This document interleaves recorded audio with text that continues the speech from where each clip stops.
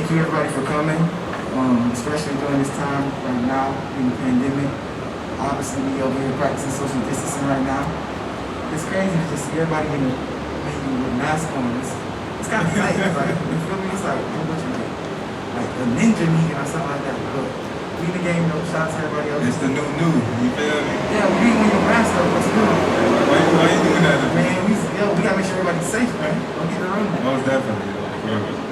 Yeah, and cameras is rolling, man. You don't want to get a COVID 305. Exactly, Mundo. No COVID 305 for us. No COVID 305. None of that. Yeah, definitely. But yeah, we just want to thank everybody for coming. Obviously, Aaron and I started a platform called FGO. We've been going with that podcast for about 2 years now. About 2, almost 3. Yeah, like almost 2 years now. Obviously, we moved away to LA, but Aaron and I have been having a bunch of Zoom conversations about the current situation that's going on and just living in the now. It's getting kind of crazy right now. We ended up scheduling a Zoom meeting between like 50 or 60 people, and it was a real good vibe, honestly. It was really good. We enjoyed ourselves. We got a chance to talk and learn about, just racial issues and what's going on. We turned into a safe space for everybody to speak their mind, all races. We got Zoom bomb. Honestly, it was funny. I ain't gonna hold you. It was. I ain't gonna lie. It was funny, but my bad. Go ahead. Speak. It just kind of let other people know what's really going on. You know what I'm saying? It kind of we be so caught up into what we got going on, but hello? Yeah, my bad. We don't think about what, you know what I'm saying? So it's like Pull back. Don't go too far. Yo, there we go. We don't know what they think of them.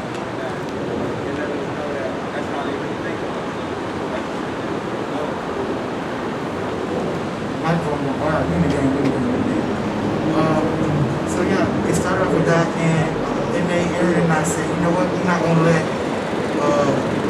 one monkey stop the show or whatever else of the sort. And I know how to actually make this an actual live event, whatever else of the sort. So here we are, which is live. We got some beautiful guests from all diasporas of the field, between like hustlers, entrepreneurs, business owners, executives, and everything else and stuff like that.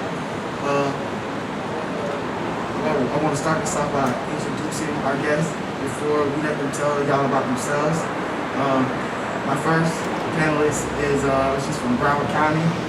She's my dog. She's a tattoo artist. She owns her own tattoo studio called Sunny Tattoos. King to be specific. This is Sunny. Shout out. Round of applause for Sunny. Thank you very much. The next panelist is my dog as well too. Damn, it's crazy. I go way back with everyone. Like 100 lives. But this is she works for the Miami Marlins, my favorite baseball team ever in the world. Shout out to 9703.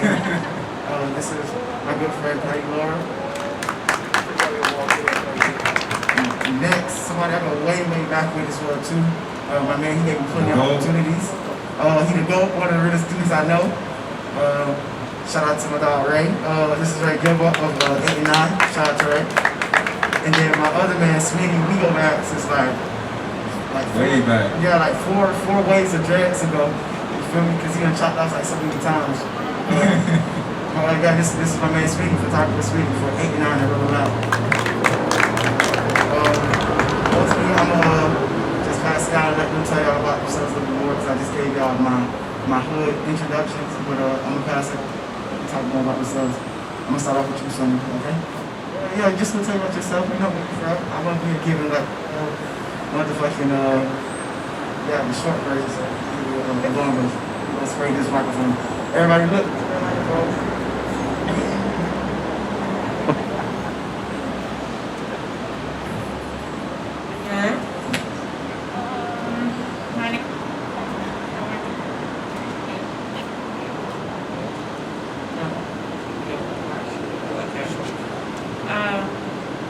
I'm originally from Jersey, but I've been in Broward entirely too long.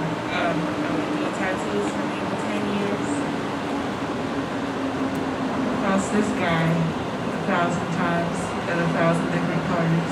How many times you collect?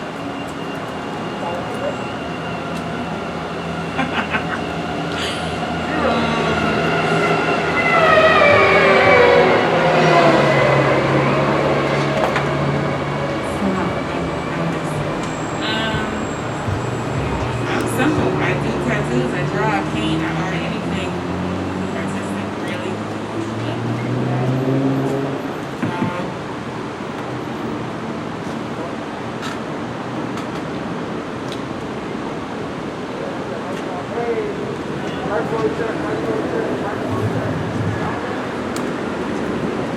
No.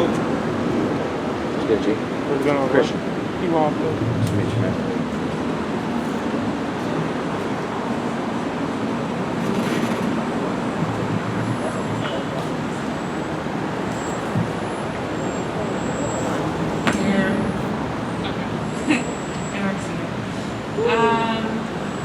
Yeah, tattoos, I paint, all things like that. I landed in the field by going to get a tattoo. I've never been able to hold like a real job. I'm not really into the 9 to 5 thing. That didn't work out.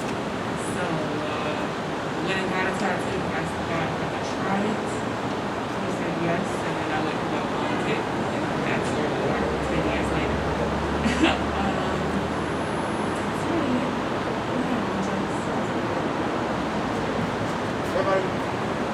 Give Sunny a round of applause, please. Thank you very much. I'll pass it to Maggie right now.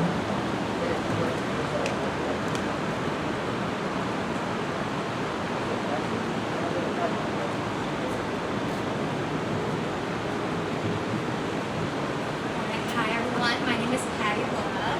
I am born and raised in Miami. Dominican. Both of my parents come from Dominican Republic. They're immigrants.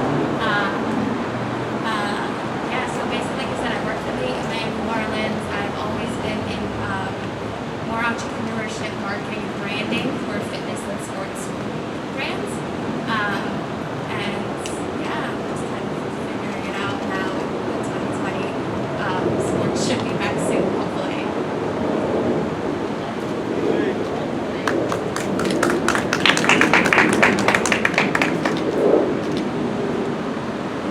Work. We got work. All right. So my name's Ray.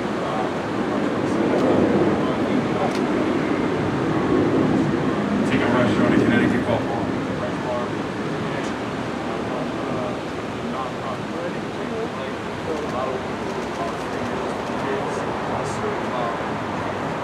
I serve about 100,000 meals per summer to the students, and during the school year we serve about another 25,000 meals.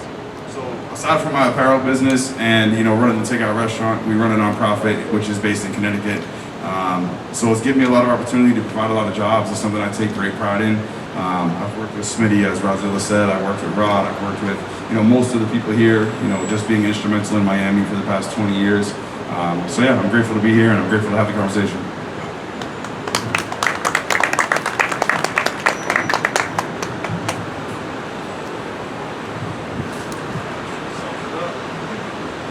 Alright, what's up everybody? My name is Smith, but everyone calls me Smitty. I'm a photographer born and raised in South Florida, Broward County. I've been shooting for about more than 15 years. I work with various amount of brands such as 8 and 9, Rolling Loud. Pretty much feel like I've worked with a lot of people down here in South Florida. I love what I do and I'm here to show support. Thank y'all very much. I want to start this off. You might as well keep. Let's meet the microphone, please. I just want to know, personally, Smitty, what are your thoughts and feelings on this current environment right now that we're living in? My thoughts and feelings about this current environment right now, it's a lot, It's nothing new, but it's one of those things where I guess you're just tired of and whatnot. And I guess for me, it's just one of those things on what do we do? How do we figure out, what's the next solution? Just getting past this. I don't think it's something that will ever stop, but I do feel like it's something where we could just figure out a better way to just approach these situations, you know?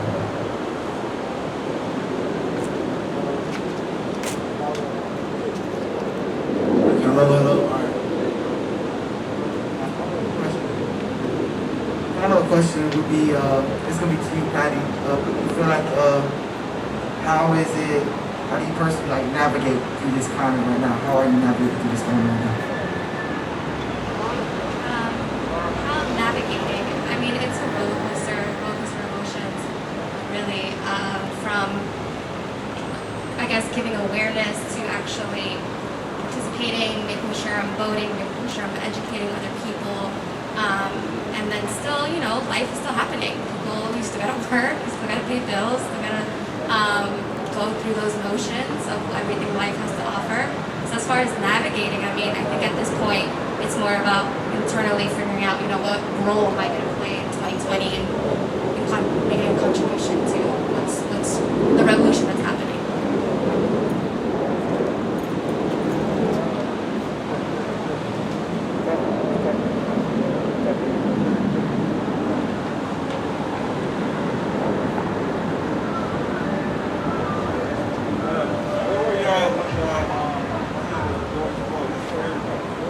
Y'all seen the whole George Floyd situation? Yeah, I mean, I was home, and my reaction, I was crying, I was upset. I honestly didn't watch it until maybe 2 weeks later. I was doing my best not to watch the entire video for several reasons, but yeah, I was home, and I was just distraught, pretty much. I couldn't believe it, honestly. Yeah, I mean, for me, it's the same. I didn't want to watch the video. You know, I knew what it was, and it's like one of those things where when you watch and you really engage, you're gonna get so furious, but it's so frequent and it happens so often that, you know, it's like you have to be willing to be emotionally drained by the time you like engage in actually what's going on. But unfortunately, the worst part about it is it's just not a surprise, and it was, you know, egregious and it was completely fucked up. But there's so many examples of the same thing under different circumstances, so it's just not a wow moment for anybody. I think it's just like, here we go again, I gotta watch this again, and we're gonna be really pissed off again, and then what do? And this time people are more actively pissed off, but as far as where I was and what my reaction was, I really just didn't want to engage in it, you know, at that moment again, because it's just nonstop, it's relentless, it's every single day. If you, you know, want to, you know, have a reason to be pissed and you really want to look at what's going on, you're going to have a reason every single day. So that was just my general sentiment. It's like, man, here we go again. This is really bad, and it's always really bad. I'm so glad that you guys went first to answer that question, because I haven't watched the video either. And I guess my reason of not watching it is because to me, stuff like that is just trauma. Like, unfortunately, I guess fortunately, I'm not desensitized. I mean, I'm still like to that type of things. I don't know if I use that word correctly, but like, if I see a clickbait thing, somebody's about to die or somebody gets shot, or I don't click it. I don't want to see it because I'm not desensitized to that stuff yet. You know what I mean? And I know what that video's about. You know what I mean? Like, I think even like people like CNN are putting it in their commercials and things like that. I'm just like, yo, I don't want to see that. And I'm sure, I know the purpose of it, like we need to see it, but like for me, like I don't want to deal with that trauma, you know what I mean? But nah, that shit's crazy, man. You know what I mean? But if anything, I'm just happy that they got it on camera. You know what I mean? That's the most important thing, that it's on camera, because, you know, just like what Ray was saying, like this stuff happens every day. You know what I mean? And so much of it is not caught on camera. And I'm just glad, you know, all this stuff, we're just raising awareness, even doing things like this right here.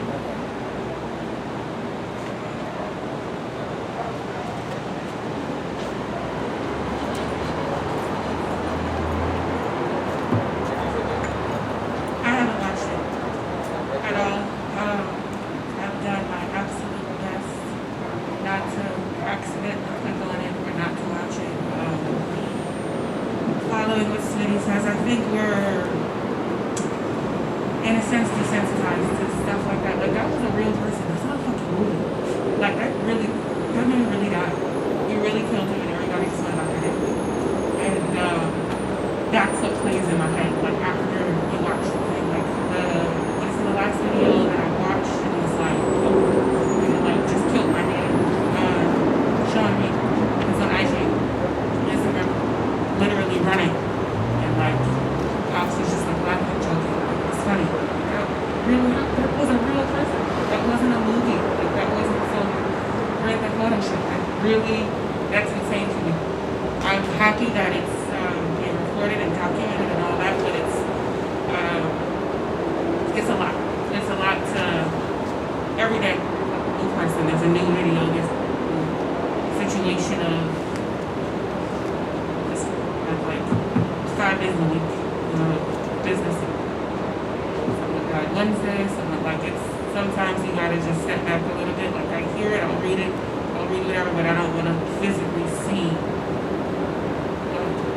that person take this. That's crazy to me. I honestly haven't watched the video. I haven't watched the video because it's like, yeah, I'm just trying to see that. My other follow-up question to you, Sonny, is I know you're a mother, you're raising a child in this environment. Do you talk with your children about this? And if so, how do you talk with them about it? My kids are relatively young. I have 10 and 4. So I have a girl who's 10, my son is 4, so he has absolutely no idea what's going on. I'm terrified for like him, simple things like for them to like go to the park, for them to do their everyday kid shit, just based off of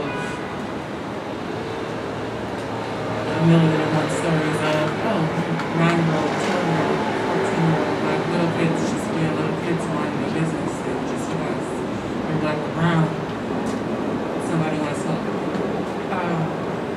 My daughter, we touch on it a little bit, but not too much again because she's a good kid and she doesn't know what's going on, but I try to keep her informed as much as possible, but instill in her and remind her that regardless of what the world is like portraying and the narrative that they're pushing, that number one, she's a woman, and two, she's a black woman. That's like, she'll realize one day that's a superpower. So be aware and knowledgeable of what's going on, but don't look at it as a crush versus something amazing, truly. That was a very good answer. Thank you very much. I appreciate it. So this goes for everybody. What y'all really feel about the Black Lives Movement, and do you think it serves its people justice? For everybody. So the question was how I feel the Black Lives Matter movement. I believe it's serving its purpose from a macro level. I think there is some levels to performative support when you see from corporate America. Obviously politics. There's some performative behavior there. Like the Black Square is a really good example of what communications and marketing can do. But I think overall, at this moment, and COVID-19, the fact that everyone's home, the fact that everyone's still not traveling as much, because I'm an example of that. I mean, there's certain points through all this, I would have been out traveling, but instead I'm home. And so you're sitting with it, and you're having these dialogues, you're having these conversations. So I think from a macro level, bigger picture, long run, I think the movement is serving justice long term.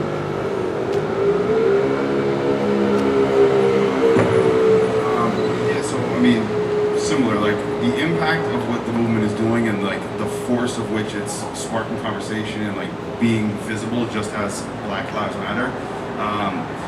I mean, it's really big, but when you look at it from the other side of it, of how it's funded, who's funding it, it's a very tough thing to really even dive into and to spend the time, because when you talk about somebody like George Soros, who has made all of his billions of dollars just betting on civil unrest and creating turmoil so he can bet against currency and he can make more and more with their billions of dollars, it is tough because you don't want to criticize, what the actual, origins are, or what the person who's funding it has for intentions. You kind of just have to take it at, I guess face value, for lack of a better word, and just be grateful that it is, forcing the conversation, is getting more people to be active, and a lot of the people that, are, tweeting it or hashtagging it or, just participating and being motivated based on it, like that's the positive.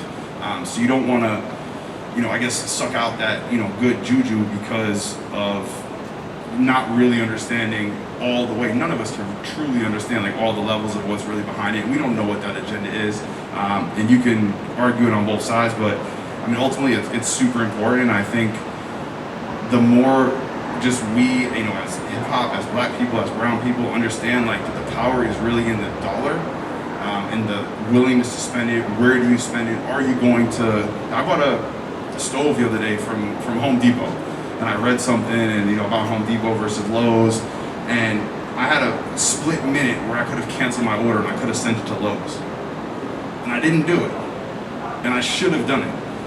Because not only did my gut tell me this wasn't the best place I wanted to spend my dollar, but then they went ahead and fucked up my delivery, and now my dishwasher still isn't installed. And I totally deserve that though. And I'm not even that mad because I knew that I had an hour where I could have canceled that order and I could have moved it to Lowe's, and I didn't. So here I am, and I still don't have my dishwasher installed. So as far as Black Lives Matter, it's the conversation and the way that it moves it is incredible, and you don't want to sit here and criticize what's behind it, but I do think that we all have to be really conscious of where we spend our money, because ultimately that's what really matters. Black lives do matter, but as far as like Black Lives Matter LLC, it's sketchy. There's so many words. Black Lives Matter, but Black Lives Matter LLC is sketch more. That's all I'm trying to say. So I agree with you 1,000%.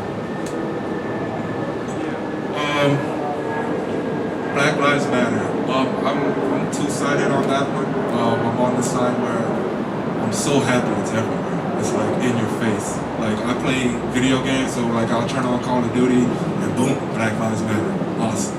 You know what I'm saying? I'll go on Amazon, boom, Black Lives Matter. Wherever you go. So it's like, I'm glad like it's in everybody's face. It's one of those things where like you can't forget it. But at the same time, I also feel like it's a trend, and I feel like people are taking advantage of that, with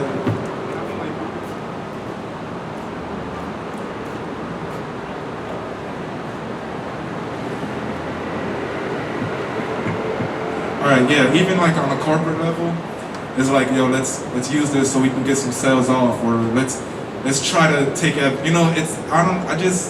see it that way, and just on what Ray was saying too, is just like, you really want to like make some change and stuff like that? Talk about, where your dollar is being spent, you know what I mean? One of the most annoying things, I wouldn't say the most annoying thing, but when I seen, the black square thing, I think that was something that the music label started and whatnot. And it was just like, hey, we're gonna take this Tuesday, we're gonna post this black hashtag and the black thing, and then we're gonna make it a thing. But like, what does that really do? Like, if you guys really wanna do something, how about you guys don't put out no music on that day? You know what I mean? Like, let's really shake something up, you know what I mean? So, it's cool on the surface level too, but at the same time, it's just like, is it gonna be a trend? Is this thing gonna die down next week, next 2 weeks or whatnot? You know what I mean? That's just my take on that right now. Corporate officers in 6 months. So is there really a change? Like, what are the bosses fucking? I agree with both of them. In a sense, a lot of people have taken the whole Black Lives Matter from the beginning. Something cute on a sweatshirt, on a t-shirt, on a wristband, on a bag, on a sell it. Here's a Black Lives Matter code for such and such and such. Like, it's still but it's on brand right now, so I'm not gonna run it.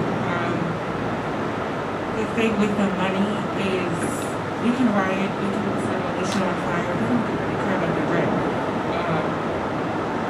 So a lot of instances, you have to be, it's overwhelming at times, kind of like you have to be so conscious of, you gotta Google home like each thing I buy, I've been trying to be so conscious of what your stance on. Like it takes 45 minutes to order some things from somebody based off of whatever. You have to be consistent with it because, like he said, he could have canceled the order, but he didn't. And I'll have that moment of like, oh, it's whatever. Like it's just me, my one little thing. You know how many people just did that? You know how many other people just said, it's just one thing. Like I'll do the next thing and I'll do the next thing and I'll do the next thing. They don't care. The only way we're really gonna shake the table and get them to pay attention and pay to listen is their comments. Like they're never actually gonna be like, okay, yeah, you're right. It does matter. We do care. We didn't give a fuck. So you took bread out of like you took my bread out of it. All right. Sit down, we can listen, we can talk. We can figure it out. Thank you very much. I appreciate it. I agree with everything everybody said, and my thing is with this whole situation is be careful who you give your money to, because even this donation stuff, because you don't know where your money going to. At the end of the day, we all know in the business side, sometimes that's a tax write-off. You know what I'm saying? And that's all I'm gonna say. Well, alright, since we're on a risky business subject, I'm funny. I wanted to know what's y'all take on the judicial system and also law enforcement. Can we trust them? Can we trust them personally? I know it's always been fuck 12, but when something goes on, they're the first people you call as well too. So I want to know, what's y'all take on law enforcement? Do you trust them? Do you think we can trust them? And how can we build trust? We don't have to answer all those questions, but since we are on law enforcement, can you trust them? Do you trust them? Or do you think that we could build some trust with them? I'm gonna start off with Patty first, and then I'm just gonna start off. Always go first. Alright. That's such a loaded question.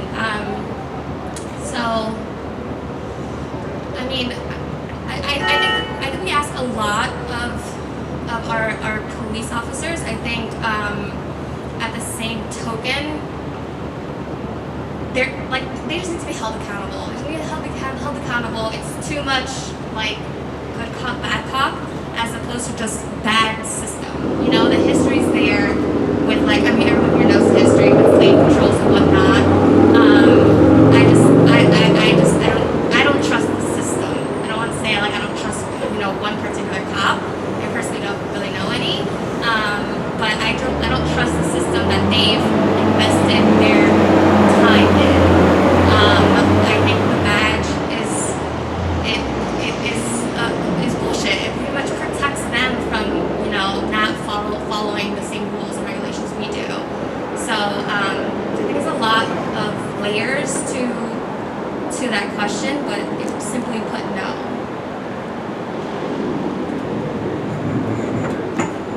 I mean, it's everything you said is accurate, and the media wants to make it like it's about the police officers, but at the end of the day, it is about the system. And the one thing they always tell us is, oh, well, you're the first one to call the police, and I disagree with you, because the only time that I'm gonna call the police is if it's a violent crime against a woman, against an innocent person, against a person that can't actually defend themselves. None of us are calling the police for somebody smoking weed, doing petty bullshit, and that's the reality of what is populating the prison system. So the state of, I think it was Louisiana, if I'm not mistaken, somebody can correct me if I'm wrong, but I believe the state of Louisiana has an active lawsuit. The prison systems in Louisiana have a lawsuit against the state of Louisiana for failing to give them enough prisoners. So at which point the prison industrial complex is more important than people's freedoms or people's rights or a man's ability to take care of his family, whatever the case may be, when these police are tasked to go out and grab people to then put them into the system, And then to take the most example of George Floyd, somewhere along the line, it was okay for a police officer who is always poorly educated, very rarely has an IQ over 110 because they sit there and they fucking drive around in circles all day, and only a fucking mediocre, intelligent person could ever accept that duty. So when that person is allowed to be the judge, the jury, the executioner, all at the same time. We gave you one job, bro, and it was to go out there and to bring the people to justice at best. And justice is not about killing people, it's about allowing them to go through the process in America, which Smitty can speak to, and many of us here can speak to about going through that process. You have a right to a jury of your peers. And we know that juries don't reflect everybody's peers, but the bottom line is the cop's job is to bring you to stand trial. So at which point in time the system is allowing you to skip all of that shit. And by the way, the lawyers and the judges are way more well educated and they make way more money. So nobody's life should be in the hands of a person making 50 grand a year driving around in circles when there's a whole system that is designed to bring a supposed criminal to justice. So ultimately, if I have one frustration with the police in this context of George Floyd and things like that, is who the fuck gave you the right to be all of those people? Do your job, bring them into justice, and go from there.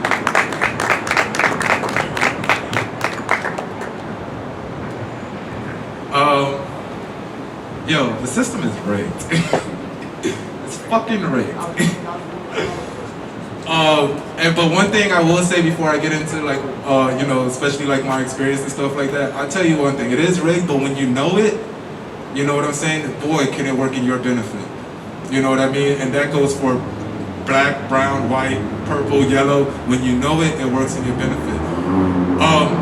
The system is so rigged, not only from like the police officers doing their thing, but even from the court systems. You know what I mean? It's a eeny, meeny, miny, mo thing. You get him, I'll get him. You get him, and I'll get him. You know what I mean? And just like how you were saying what's going on in Kentucky, some of these prisons, these jail systems are all private systems. You know what I mean? Cops have to reach a quota of how many tickets or arrests that they have. A judge has to, before you even get to the judge, a lawyer or a public defender, not even a lawyer, a prosecutor has to reach a certain amount of convictions that he has before he gets up there. A judge has to have a certain amount of sentences, and these judges get plaques for sentencing somebody. I've seen a judge have a plaque for sentencing over 100,000 years. You know what I mean? They give plaques for stuff like that. You know what I mean? It's all a business. It's all we get you, you keep him. We get you, and it sucks. You know what I mean? And again, it starts from the street. I know some good cops, and I know some bad ones too. But it's not about them, it's about the system. You know what I'm saying? That's where it just all goes back to. It just all goes back to the system. And, one thing I've just been preaching on, especially not even when this started, I've been trying to preach on it, especially, once I came home, it was just one of those things, it was just like, let's elect the right officials in your community. You know what I mean? Like, these community meetings, these things like this right here, like, this is where it really starts. Trump ain't gonna do shit. You know what I mean? Like, them secretaries and those senators in Washington and stuff like that, there's only so much they can do for what's going on here in our community. You know what I mean? There's so much they can do about the police chiefs. You know what I mean? Like, police chiefs, like judges, they all get elected. All these people get elected. They don't just get hired these jobs. So I think, like, we just need to be more, like, aware of who we're putting in these positions, because it's the system. At the end of the day, I'm sure there's some bad firefighters out there, and there's some good firefighters out there, you know what I mean? I'm sure there's good garbage men out there, and there's some bad garbage, but it's human, you know what I mean? You can't take human away from nothing. That system.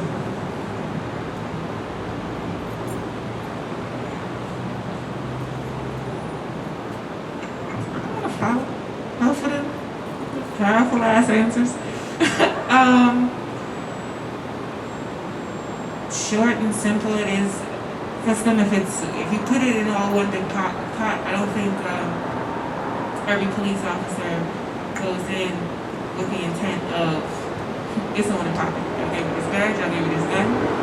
It's alright. I think over time, it's kind of like, I saw a tweet one day about, like, him trying to do, like, not all cops are good. and it's like one of the stupid dances, like dancing in the street with the people and all that. But I'm gonna shoot you, but I'm gonna do it for like the gram right now. But at the end of the day, they don't think they care. I don't think it just stops at like the cops, the lawyers, the judge, all that. It's a business that is in the system, and they care about the numbers and not necessarily the background. And they're trying to and trying to fill sales and trying to get bonuses and all that. I don't think, I'm not going to say all. I don't think a lot of them look at people as people. And I'm continue 30 years for example, or stopping you at a light, but I shot you because whatever. I'm supposed to be calm. You trained. Why am I supposed to be so calm and you talking aggressive? You pulled up on me not aggressive. It's your job. You should have done this times today already. So, it's weird. Like, Rod Buller doing the, fuck 12 and all that. And that's specific. It's funny. Literally happened to me yesterday. Someone that I know has been doing the fucking police, fund the police. Pushing it. Absolutely called the police. Immediately, as soon as shit got crazy yesterday, like, come save me. So it's weird, like how people pick and choose which side of the fence they want to be on in regards to that. Most definitely. So we've been, all over the country. We've been seeing a lot of protests, all over the country. And it's very interesting because everybody who walks of life, you've been seeing the protests. How do y'all really feel what's been transpiring during these protests? Great. I mean, honestly, I'm grateful for everybody that's out there protesting and putting in the time because, the truth is, for me, I'm very hands-on in my work and a lot of people really do depend on me. And I think I have, 75 employees that I'm very active with on a day-to-day basis. And I personally haven't been able to take the time. And, in years past, I've been more active and I've been, able to, really just be more laborious in what I believe in, and right now during these times, I haven't really had that opportunity. So I'm just very grateful for everybody that's out there. And I think, when you have this media machine that's behind everything, you can't, take it for what they've shown you on television. Obviously, they want to, spin things in different ways and make certain groups of people look bad, and they want to, kind of undermine what's happening. But then you see, like, the governor of Washington, D.C., or the mayor or whatever, who puts Black Lives Matters down the whole fucking street in front of Trump. Like, things like that are just incredible, So when you see that, it is, it's inspiring, but it's also, it's very good because I hope that we come back to Black Lives Matter. I hope that this is just a moment in time because it's necessary, but it's unnecessary. Because if enough noise is made where you can kind of, reset this thing, and it is making, older white people go in two different directions. You either empathize and you're a human being and you get it and you listen, or you just don't and then you're mad and you're Karen on Instagram. So it's kind of showing those two things, and from what I see, I think a lot more people are sitting down and are listening. So like all the protests, it's making the people that can actually change take those steps to be more aware, and it has to be persistent. It's like, a drum, it just got to keep going on and on and on. And the longer it goes on, you tip the scale. More people that maybe hadn't just come across the aisle, so to speak, to hear somebody else's perspective, they start doing it, and then you get to the point where eventually, if things are more balanced, you don't have to keep, just beating the same drum over and over and over. And I think that a lot of people, are listening. I think a lot of people are being converted. I think even some of the companies, we want to, criticize corporations instinctively, but I think that internally, the good ones that are run by good executives are having those conversations, and they're finding ways to, empower people, listen more to the audience, and then, not even just from the customer base, but figure out how to internally serve, you know, their organization a little bit better. So I think it's just amazing to see, and I'm very, very grateful for all the people that have the time to put in the work. Quick question. Do you think it's going to benefit us for the protests for the long term? I know, you know, what we see right now is good in bringing awareness or whatever, but do you guys think it's going to help us out in the long term? I think there's no question that the benefit is already there, because the people that, again, that have empathy, that are decent human beings, they really are listening. And I'm Patty, you know, work in corporate, so I'm sure you can see, and it's not just white people, it's all types of people that are really saying, you know, hey man, this shit has gone too far. And for the people that have different relationships with the police, because, you know, they live in suburban areas and, you know, their teenager fucks up and the police drives them home, even those people are saying, hey, well, maybe in my community the relationships with the police are a little bit different. Maybe my relationship with the police is a privilege. And I think once you start to have those conversations, if you take, you know, 30% of the blind, not the ignorant, because the people that just weren't paying attention because it doesn't affect them, if you take them and you convert them, now the walls start to close in on the people that are truly ignorant, and those people get outnumbered and they're just not really relevant in the conversation because you can see them from so far away. So I think that's the biggest impact of everybody else, what is going on right now with all the protests, is just the people that can be reached, they are being reached, and there's a lot of them being reached, and they're just opening up a lot more and saying, hey, you know what, this is really bad for a certain group of people. And, you know, obviously, like, you'll have somebody like Roger Goodell from the NFL, like, nobody believes you, bro.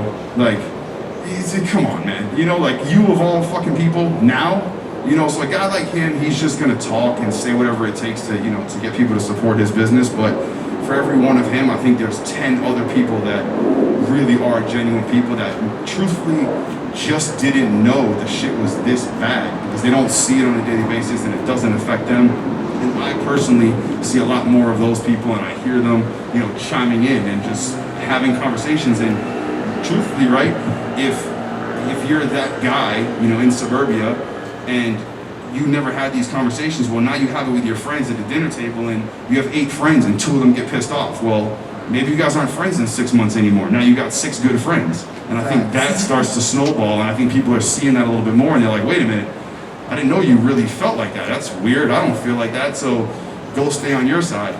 And I think we're gonna see more and more of that. I think as the conversation goes on, I think the people that really have those just hostile, you know, fucked up views, and racism in terms of that, but also like classism in terms of trying to keep people repressed and, you know, appreciating segregation, I think those people are just going to work themselves into a box, and more people are going to speak up around them, and less people are going to listen to those people. Facts. You're right. I agree with you, man. Maybe speaking of like being around racist people, you know, how I just want to just tap in briefly because we was on that subject. We just kind of went wild left on that. I want to talk about, you said you originally was around somebody that was kind of like racist or Nazis, things of the sort. Do you mind speaking on that, or just speaking briefly on that and how you handled that situation? Yeah, for sure. Before I get on that, just to go back onto what everyone said, yo, they're still protesting right now, which is so awesome. You know what I mean? Like, that is one thing that I truly, like, I think today I see somebody that's still protesting. And I think protesting is so important, especially now, because I think we're reaching, like, history right now. You know what I mean? So I think that's awesome. As far as, yeah, I used to be incarcerated with, actually, like, in, like, solitary confinement with somebody that was a racist, or I guess a white supremacist and whatnot. And, you know, those situations, it's not what you really think it is, you know what I mean? When, especially being inside of, you know, the system, it's pretty much just like, it's white and black. You know, you chill with the black people chill with the black people, Spanish people, well, the Hispanic people would chill with the Hispanic people, Caucasian people would chill with the Caucasian people and whatnot, and then just keep it like that. But, you know, this situation was just a little bit different where I sleep on the bottom bunk, he's on the top bunk. We wake up in the morning, sometimes we might trade apples and milk, you know what I mean? And the reason it was like that because we had no choice but to respect each other. You know what I mean? And the reason I find that so important is just because, you know, even what Ray is saying, like, you know, you could have these group of people that are just ignorant. You know what I mean? You're never going to be able to change their mind, but hey, guess what? You're going to respect me. You know what I mean? And that's what it just comes down to. Like, I'm the last person to tell you how you should think. I'm the last person to tell you, like, what you should think. You know what I mean? But you're going to respect me. You're going to respect this line. You're going to respect who I am because I'm going to give you that respect, you know? And, you know, I think that's just a really important thing right now because, bro, everybody has an opinion right now. And I'm not going to, if I see a freaking Karen out there speaking out her, hey, Karen, that's how you feel, that's how you feel, but that doesn't mean I have to associate myself with that.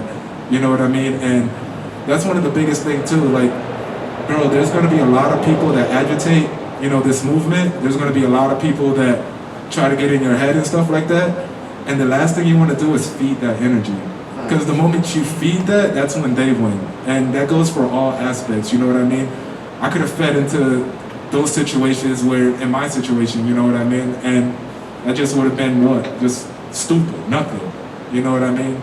I think we all can learn from each other, even from the people that we don't agree with. And I mean, that's where I stand on that issue right there. I agree with you on that one. I want to start you to lead off on this other question as well too.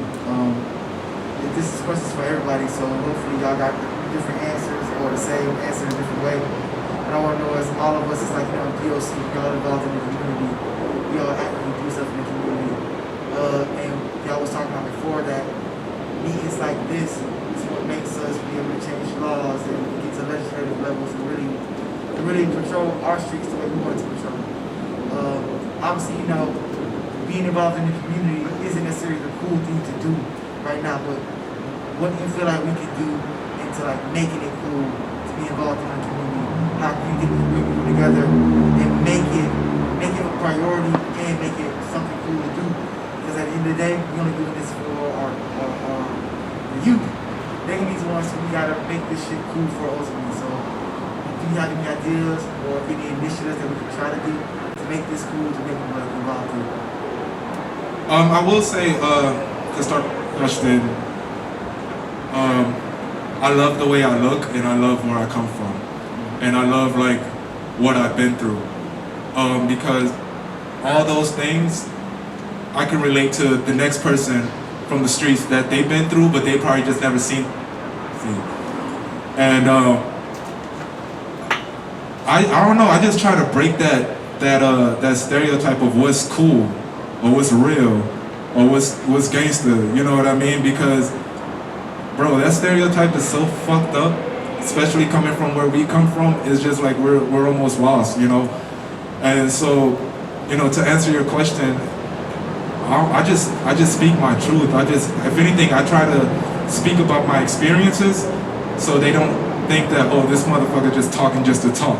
You know what I'm saying? Like, he don't know what I've been through. He never lived what I live. Like, now I'll talk about my experience before I try to spit the game to you, you know?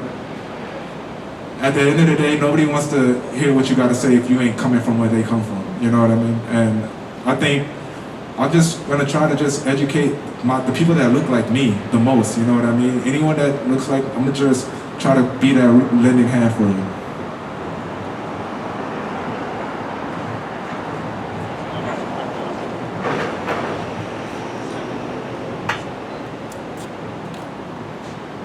How do we get them to be more involved? I hate to say, but you gotta finesse them. A lot of the time, they need like an incentive. They don't really care until it affects them directly. Like going out to vote and going out to do any of those things and be involved in the community. A lot of people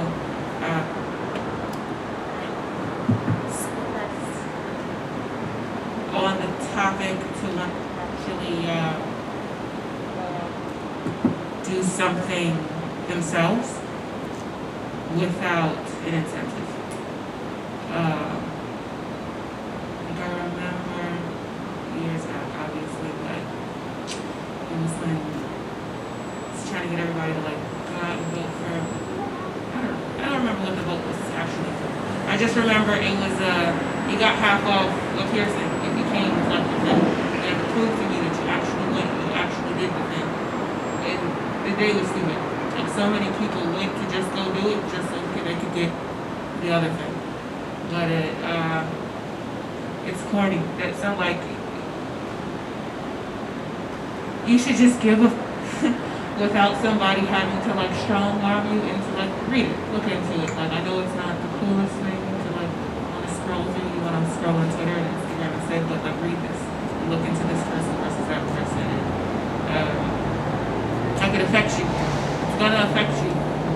Like if enough people don't get up and do it, the louder, and then we're all looking crazy. Talking about, oh, that's nuts, but you didn't get up and do anything. So is it really that crazy? It wasn't crazy enough for you to go do something about it. Like participate, go do whatever. But So my next question, this actually goes to Patty and Sunny. Since being a woman, and specifically a woman of color, what can men do to protect women, especially during these crazy times? Especially what's going on with I'm sorry about mispronounce her name, but Luwatu, I'm sorry, Luwatuline Salute and Breonna Taylor. My bad if I mispronounced her name, but yeah. Oh my gosh, I'm gonna try to keep this short. This is pretty heavy for me. I feel, the first thing that comes to mind is just education. I just think men need to understand what women have to go through. Especially a lot of men want, a successful woman, but understand that like being successful in corporate America means sexism. It means harassment, it means racism for black women. It means hair discrimination. There's young girls getting sent home from school because of the texture of their hair.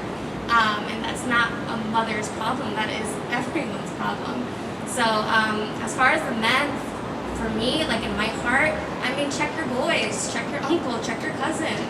Believe women when they talk about their sexual abuse and their sexual harassment at work or their family, whatever. Believe them. Have the conversation.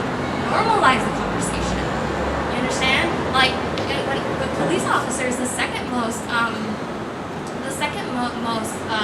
accusation of a police officer after killing innocent black people is sexual harassment. Of what they're doing to these women in prisons and cells. Advocate for that. Advocate for women the same way you would do for your brothers, and educate yourself and have that understanding. For me, it kind of hits a nerve.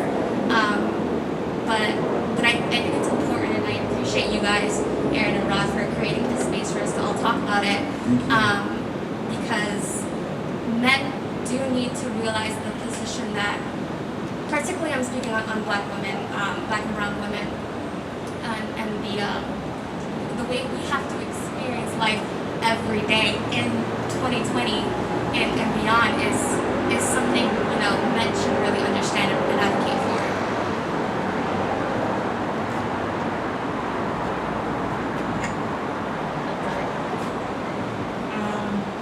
I agree with everything she just said. It's one of those. I think for black women, you're dealing with, first of all, you're black, and then you're also a girl. So you have those two factors up against you here. So many situations of the girls telling everyone they were assaulted by this person, but that's their home again. Nah, I would never do that. Why would I lie? Like, why would I make that up? Just because that's your friend, like shit really happens within your circles, and certain guys, again, it's not like the cool thing to like check your friend without being the creepy guy that wants to get the girl like super drunk or just that whole umbrella. I'm not gonna get into all the different ways that guys can be creeps because we be here all night. But it starts within y'all. Like I shouldn't. Fighting for us as people, a black man, a black woman, but I will also wait for every guy at the gas station to leave so I can walk inside, so no one will bother me, no one will harass me, which I don't do, whatever's going on too. So it's like a weird, it starts within y'all. So like, I know a lot of women are like in that direction, but what do you feel like we can do better outside from like holding our friends accountable? That's just sort of like, what what do you think is like I think it all starts with for literally all starts with just accountability, like whether it's within yourself or friends, or you see it and you just don't want to say nothing because you don't want to be the one that like started the pot. It all starts with accountability. On that topic, I think a lot to like his story with Home Depot and Lowe's. I think a lot of it too is these celebrities and these media legends that we hold up, knowing their history and knowing that a lot of them have been convicted of raping women, primarily black women, and then they move on in life and they're getting documentaries and blah blah blah, and they're rich and no one cares. You know, people talk about muting R. Kelly, but that took decades for that man to be convicted. You know? Yeah, and you know, his music still gets played, so I just think to your question, Rod, just holding each other accountable and kind of normalizing those conversations so women feel safe to speak up when something happens. And I'm glad that, you know, you got the Russell Simmons of the world, the Cosby of the world, they getting convicted, you know what I'm saying? I'm glad that, because I grew up in a household full of women, you know, and to see that and to see what y'all gotta go through. It's kind of sad that we have, sometimes it takes 10 years, you know what I'm saying? But at least we all getting convictions, and, you know, women are coming out now, and I'm happy for that, because a woman shouldn't go through that. You know, I heard, you know, situations that women will tell me stories that they have to actually, like you said, I think you said that you have to wait till wait till all the men get out the gas station, and so they could get in, so they don't have to deal with it. And it's a mental thing, and it's sad that y'all have to go through that. And I just want to let y'all know on that perspective. If you guys have anything to say on that.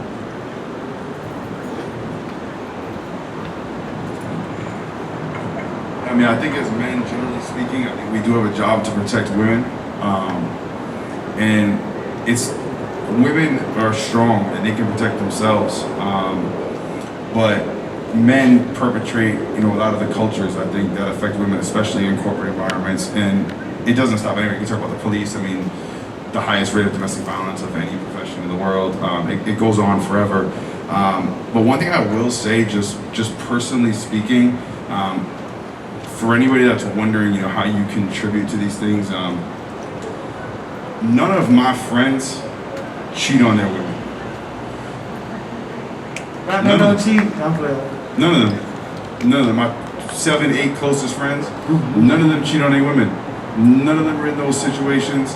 None of them have those problems.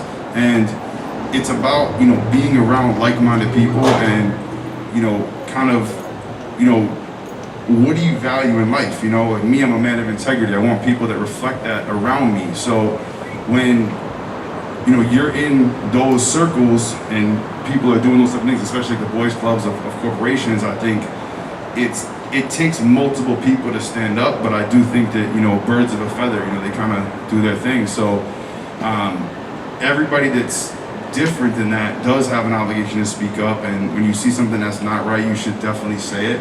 And in many ways in America, you know, tying it back to the police, like, we are a country of victims. Because the truth is, if, you know, somebody does something to Patty that I don't like, I can't just punch them in the face anymore. This is not 1985. I'm gonna have consequences for that action. So we are handcuffed in many ways of what we can actually do to protect ourselves and to protect women.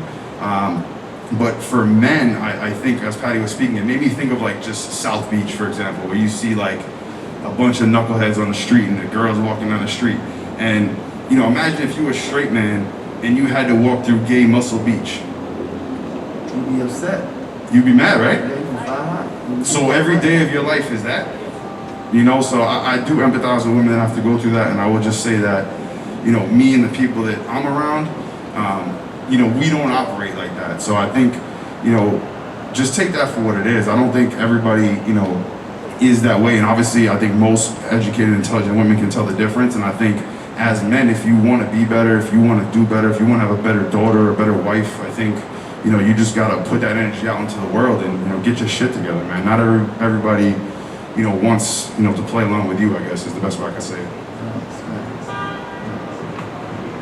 Yeah, listen, just like how they said, I'm a big thing on, yo, check your dog. I done had some homeboys say something, and I'm just looking at them like, yo, don't say that. Or don't be around me on that, because that's crazy. You know what I mean? And I think that's where it comes down to, just like how the two ladies said, like, you gotta check your boy. You know what I mean? If you know that ain't right, check him. And if you can't check him, then you need to separate yourself from that, or there's something within you that you need to check too. You know what I mean? So, again, just check your boy. Like, check your friends, make sure everybody good, you know, and respect the women, for sure.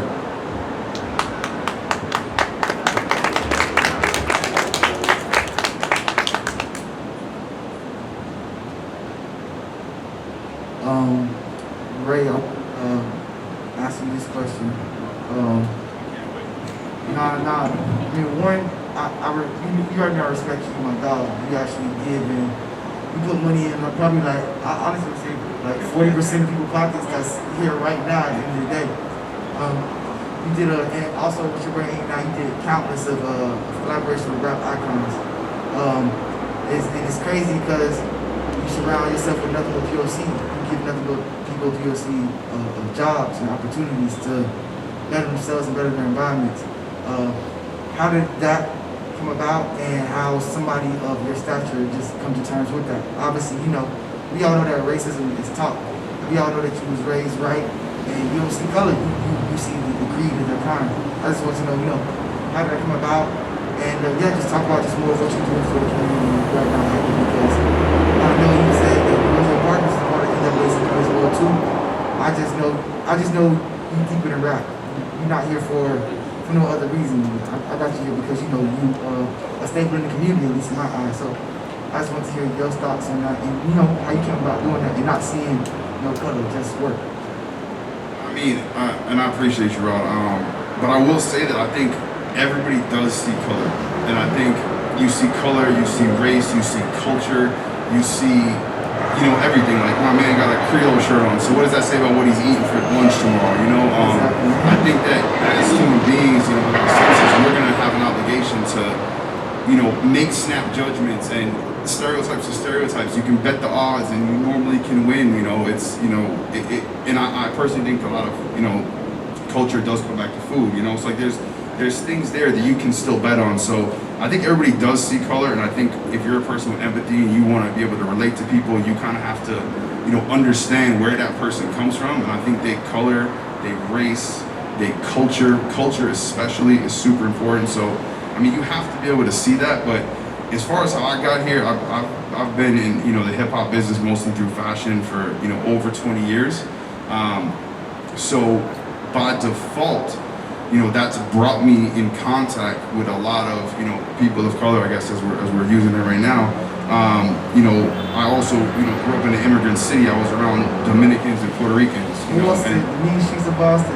You know, you know, I was born in Lawrence, Massachusetts, and it's like 99.876% Dominican and Puerto Rican. You know, so there's that, and then I got kicked out of school, and I finished my last 3 years of high school in like, you know, moderately suburban area that was probably 85% white. So I've been very fortunate that I've been around all different types of races of people, but mostly I grew up in a blue collar environment. And the truth is, I specifically remember exactly where I was in 9th grade when I made varsity hockey as a freshman, and I heard the first blatantly racist shit out of somebody's mouth. Like, I remember that moment. I made it all the way to 9th grade without ever having an experience like that, and I specifically remember that, and it didn't happen, you know, too frequently after that. But anyway, I've been in the hip hop business, so for me, I've predominantly been around, you know, black and brown people in business, and because, you know, of the way I work, you know, a lot of my partners and business associates have become my closest friends. So it's not so much about, you know, like what I've done or why I have strong relationships with black or brown people. Like I said, I'm a man of integrity, and the people that are like-minded and the people, you know, that want the same things, that, you know, are willing to push themselves and elevate their own lives, and, you know, will contribute to what I'm doing to elevate myself. You know, those are the people that have stuck with me. And it's true, you know, one of my closest friends, probably my, you know, closest friend, you know, he's black, he's from the Bronx. I met him as soon as I moved to New York, but it has nothing to do with him being black while we have a relationship. It's just, we see the world very, very similarly. We have the same, you know, moral compass, and now we've been together, you know, for almost 25 years. And you know, for our nonprofit, Jason Teelick, you know, as you said, he's the vice president of ACP in Connecticut, and you know, I've been, you know, on the front steps of City Hall, you know, on his behalf, you know, 25 times. And if I'm not there at City Hall, I'm doing some other tasks for the restaurant so that he could go to City Hall. So, you know, we're always having, you know, those conversations amongst ourselves. But I just think, you know, in this world, my answer is I surround myself with like-minded people. And I think for other people, if you in hip-hop and you don't have a lot of Black, Puerto Rican, Dominican people around you, then maybe you not that open-minded. So for me, there's really no way around it. I just can't speak for, you know, any other person that happens to be white and in hip-hop if you don't have no Black friends. That would be weird. Facts. Thank you very much. I just want to thank all our panelists right now. We're going to do just a quick Q&A. We'll end this right quick. And yeah, if anybody got any questions, raise your hands. And we're going to start off with this gentleman with the locks right now. State your name, where you from, gangster. How you doing?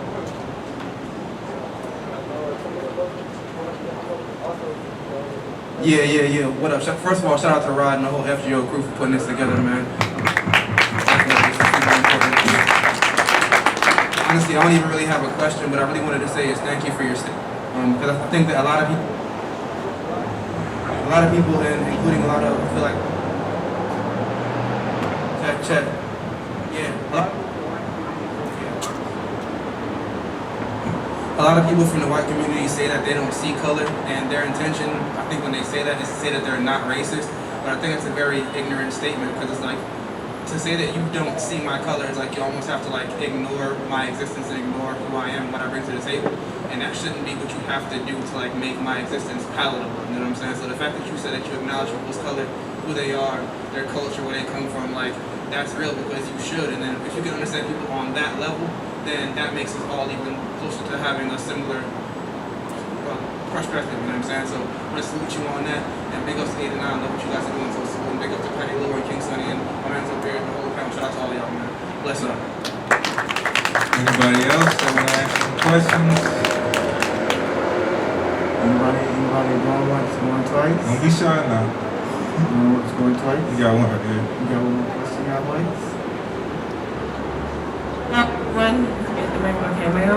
My name is Naima. Born and raised here in Miami, Florida. I'm friends with Aaron and Rod. I appreciate you guys putting this together. I appreciate everyone's contribution to what you gave today.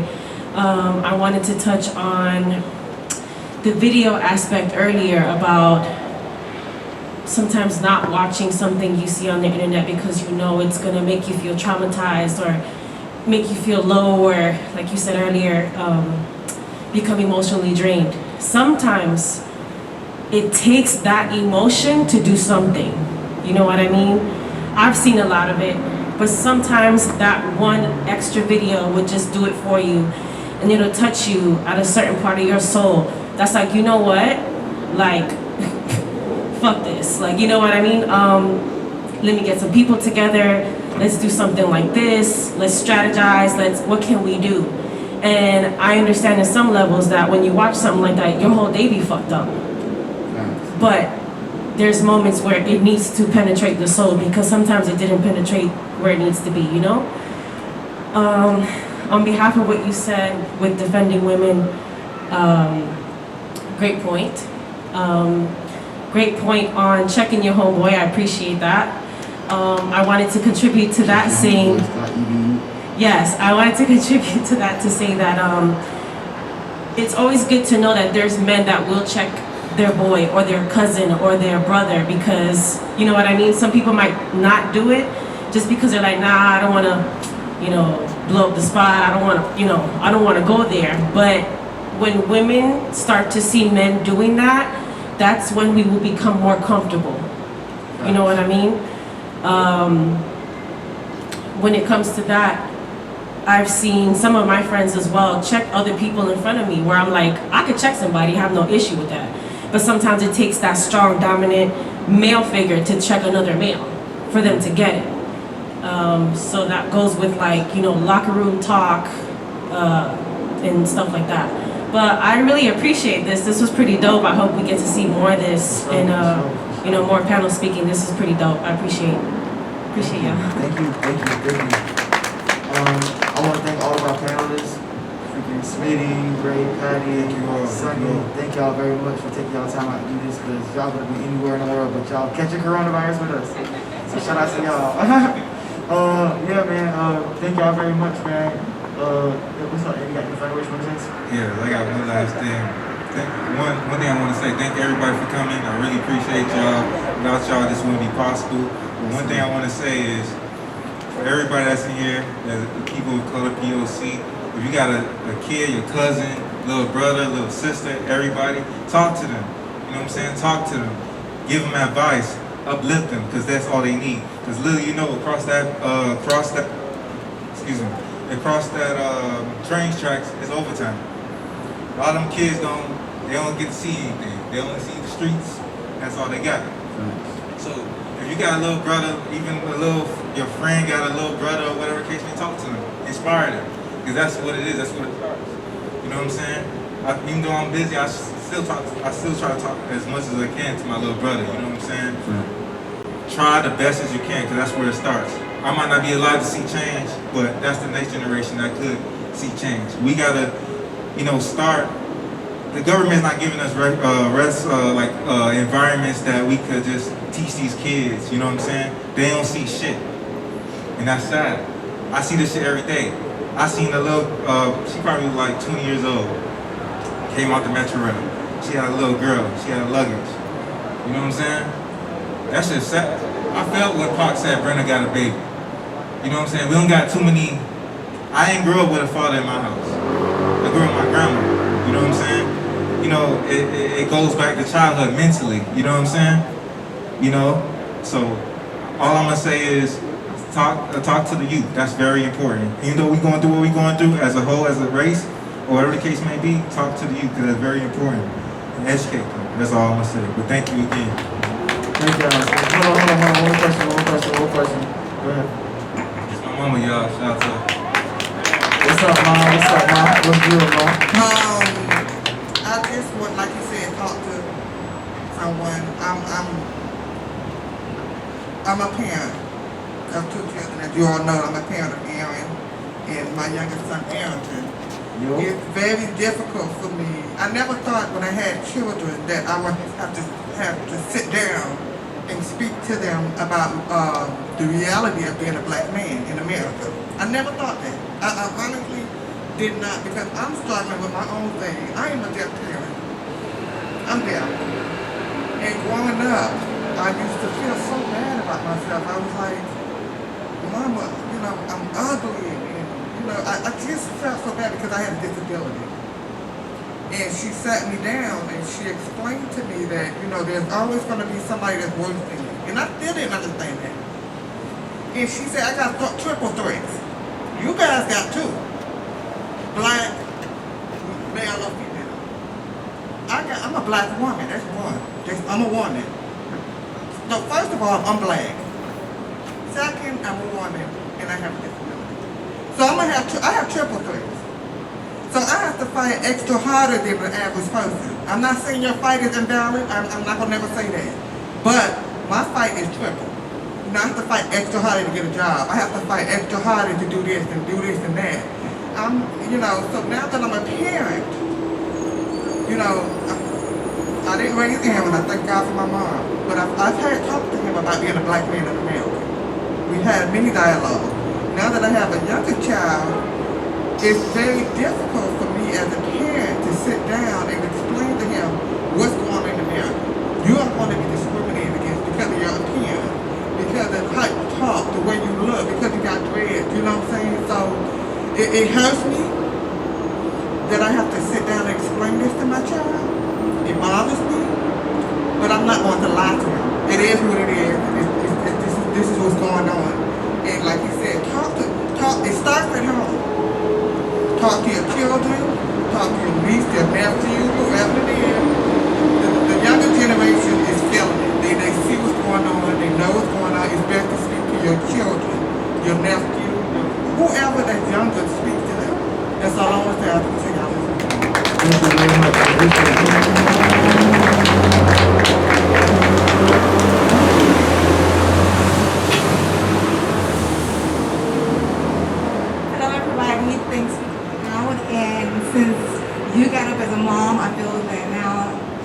me to get up as a mom. I'm Robin's mother. Okay, And I just have to say thank you to Aaron. Thank you to FGO. Thank you to Ray and Yo. Smitty and these two beautiful women on this panel. Patty and Sunny. And yeah, Patty and Patty and Sunny. And I've been hearing about you, Ray, in my household for a long time now. So thank you for being in Robin's life. But I just want to say thank you to everyone because you brought my son home. He went to California and he loved it. Brought my son home to see his mother. So I want to say thank you for this whole family and for this event. For sure. And I'm dropping the mic.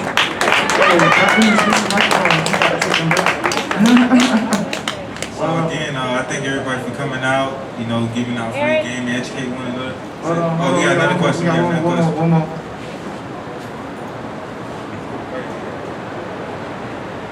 Hi guys, Hello. my name's Ari. I don't really like to come up and like talk, but I just feel like it's like a form of progression, so I'm here. Shout out to you for coming up. Thank you. So I'm from South Miami. I owned a studio for about 3 years called 152. It represents like the street that I come from, and like my tenants also come from like those streets. So like 152 Ave on 52nd Street. So we kind of wanted to like a space to get away, and it turned into something a little more beautiful.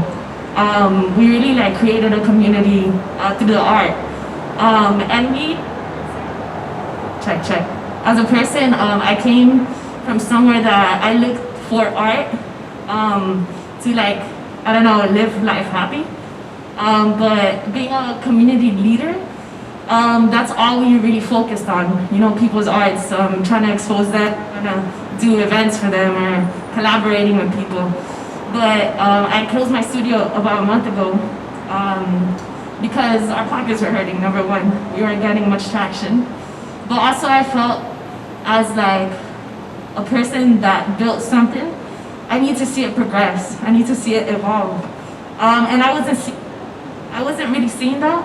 So I kind of had to be like, maybe I need to like gather my steps, you know, kind of take a step back, see how we could really evolve the community with art, through art.